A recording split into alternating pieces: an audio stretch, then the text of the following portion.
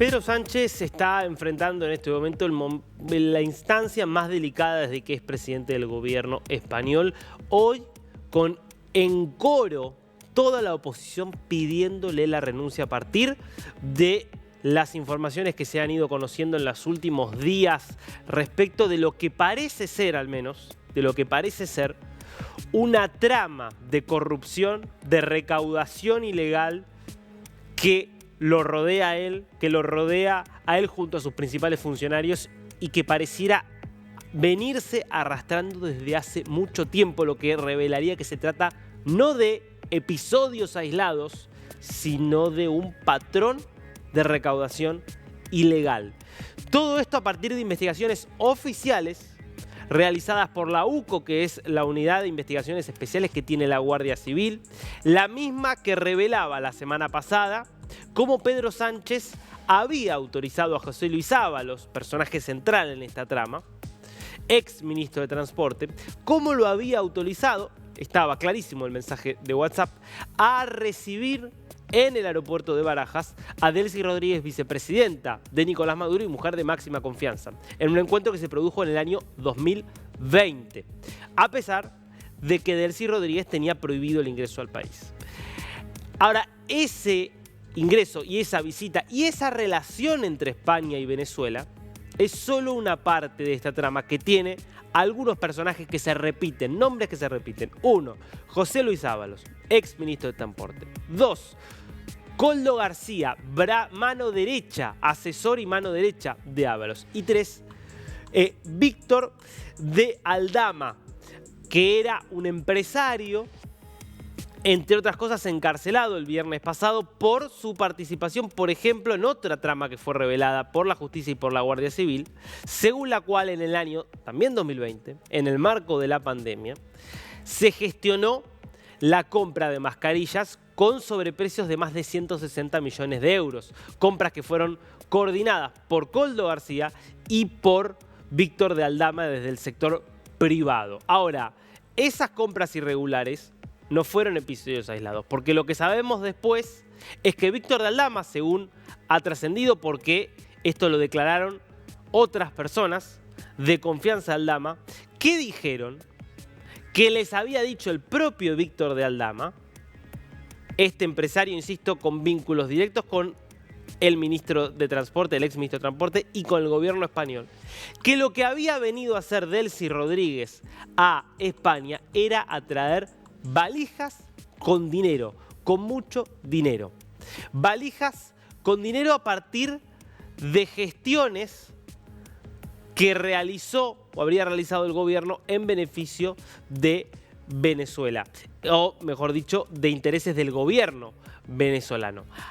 A su vez, lo que también trascendió en estas investigaciones realizadas por la Guardia Civil es cómo una aerolínea que tenía problemas en ese momento con el gobierno venezolano, a partir de también el pago de sobornos, habría conseguido que por una gestión del gobierno español se resuelvan esos problemas que tenía la aerolínea con el gobierno de Nicolás Maduro. Esa misma aerolínea, cuando entra en crisis por la pandemia, como muchas aerolíneas en Europa y en todo el mundo por la cancelación de vuelos, esa misma aerolínea recibe un rescate express por parte del gobierno que, según distintos estudios, fue entre 5 y 6 veces más rápido que cualquier otro rescate realizado por el gobierno a una empresa durante la crisis desatada por la pandemia. Bueno, esa misma aerolínea, beneficiada porque le resolvieron el problema que tenía en el gobierno español, beneficiada por la posibilidad que tuvo de recibir un rescate mucho más rápido que otras empresas, está vinculada con el financiamiento de distintas cátedras de la esposa de Pedro Sánchez, de Begoña Gómez. Es decir, empresarios, vamos a decir, dueños de esa aerolínea, están vinculados con la financiación de las cátedras que tenía Begoña Gómez en la Universidad Complutense de Madrid y en el Africa Center. En alguna de esas cátedras, por ejemplo, de la Universidad Complutense, Begoña Gómez, que figuraba como directora, resulta que recibía hasta 20.000 euros al año cuando, cuentan desde la universidad, es muy inusual que los directores de una cátedra especial reciban ese tipo de compensación económica. Ahora, en el medio de todo esto y para mostrar que aquí habría un patrón, insisto, de recaudación y que tiene una vinculación muy clara entre el gobierno español y el gobierno y el régimen venezolano, el ex embajador de España en Venezuela durante el gobierno de José Luis Rodríguez Zapatero, el presidente socialista anterior a Pedro Sánchez, y hoy, como sabemos, Zapatero, un conocido lobista del régimen de Nicolás Maduro, que sale por el mundo a promover los intereses de Maduro. Bueno, el embajador en Venezuela en el periodo en el cual Zapatero era presidente del gobierno, estamos hablando de Raúl Morodo, acaba de confesar haber recibido montos por entre 7 y 8 millones de dólares por parte de PDVSA a partir de distintas gestiones realizadas. Esta es una confesión, lo cual marcaría vinculaciones entre algunos funcionarios, por lo menos del Partido Socialista, y el régimen venezolano, vinculaciones económicas que ya se remontarían más de 10 años en la historia desde los tiempos de Zapatero. Todo esto en el marco de la operación que ya es pública, a través de la cual en la residencia del embajador español en Venezuela, Edmundo González Urrutia fue coaccionado por Delcy Rodríguez, sí, la vicepresidenta, y por su hermano Jorge Rodríguez, para forzarlo a aceptar un asilo en España, bajo la amenaza de que si no lo iban a poner preso a él, que iban a poner preso a su hija, que iban a hacer cualquier desastre con otros opositores políticos. Bueno, es un escándalo de grandes proporciones que es verdad. Muchas de estas cuestiones, más allá de que hay revelaciones que ha hecho la Guardia Civil, deberán en todo caso ratificarse en la justicia.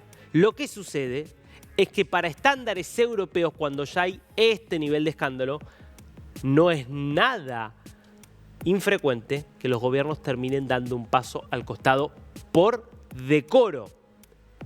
De hecho, el propio Pedro Sánchez, escucha lo que le pedía a Mariano Rajoy hace unos 8 años, 9 años ya, cuando era Rajoy el que era salpicado por un escándalo de corrupción también muy importante, y entonces empezaba el pedido, el entonces de Pedro Sánchez como jefe de la oposición, para que Rajoy renuncie. Escúchalo y decime si no podría ser Sánchez hablándose a sí mismo.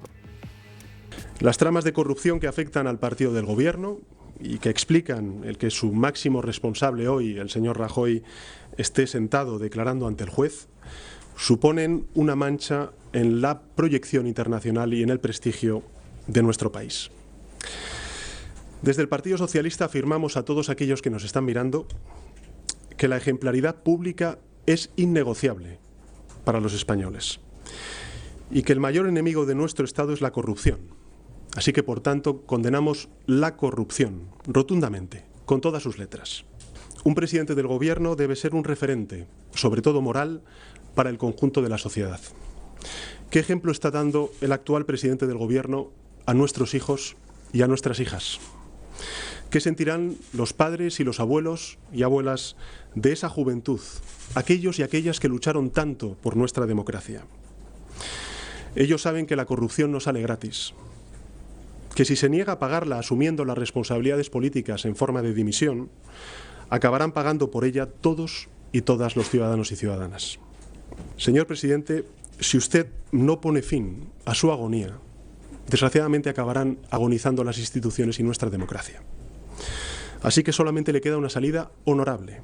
Presente su dimisión oficial ante el rey esta misma mañana. Solo tiene un camino: dimitir. No arrastre a España en su caída, señor presidente. Dimita. Sus circunstancias personales, por así calificarles, no tienen por qué ser las circunstancias de España. Nuestro Estado exige un cambio de tono, de formas, de políticas, de entendimiento y de personas. Así que, señor presidente del Gobierno, entre el interés de España y el interés propio, yo le pido que pida o que piense en el interés de España y, en consecuencia, dimita. Para nosotros la corrupción es ahora mismo el mayor enemigo de nuestro Estado. Es impresionante, ¿no? Escucharlo del boca del propio Pedro Sánchez, que podría estar diciéndose esto mismo, pero así, ahora. ¿Cómo terminó la historia cuando era Rajoy el que estaba enfrente? Bueno, Rajoy no le hizo caso a Pedro Sánchez, no presentó la renuncia y terminó siendo destituido a través de un proceso en el Parlamento por un voto de confianza que no pudo sobrepasar. Y así fue como llegó al poder Pedro Sánchez. ¿Seguirá el ejemplo de Rajoy y se negará a renunciar Pedro Sánchez? Todo hace pensar que Pedro Sánchez seguirá el mismo camino. Claro, habrá que ver si Sánchez, que hasta ahora viene siendo probablemente el presidente más hábil de todos los tiempos en España para sobrevivir a cualquier tipo de crisis, habrá que ver si le alcanza para lograr maniobrar y evitar que el Parlamento le pida la destitución, como lo hizo en su momento con Mariano Rajoy.